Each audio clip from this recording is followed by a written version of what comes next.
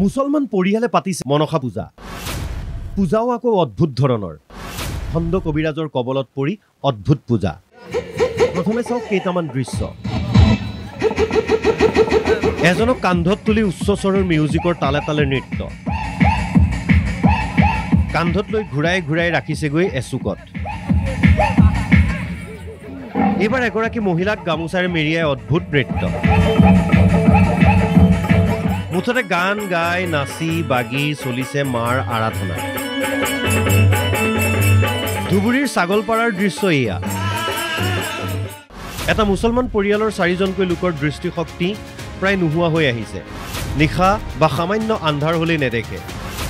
বিভিন্ন চিকিৎসকক দেখুৱাইও নাই পোৱা সুফল। কোনোৱে উপায় দিলে মনসা পূজা কৰাৰ। জিলাখনৰ চাপতগ্ৰাম বিলাচীপাৰা আদিৰ পৰা আহিল পূজাৰী কবিৰাজ। 3 দিন ধৰি চলিল মা মনসাৰ এই অদ্ভুত পূজা। কবিৰাজৰ মতে পৰিয়ালটোৰ ঘৰত আছে বিভিন্ন দুখ মৰিখনৰ বাবেই এই পূজা আৰু নাচ গান। এই চকু ৰাতি দেখা পাক না মই এতিয়া যে মনসা পূজা দি আছো ভাল হ'ব বুলি আশা কৰিছোঁ। মোৰ এইটো আজি 10 বছৰৰ বেছি হয়। ডক্টৰ সব দেখাইছে, নেপালতো কৈছে ডক্টৰ নহ'ব বুলি কৈছে। আপোনাৰ ঘৰৰ কেইজনৰ চকু এনেকুৱা হৈছে? 4জন, মই এটা লাটটো লৈ 4জন। পূজা চাবলৈ ভিৰ বহু লোকৰ।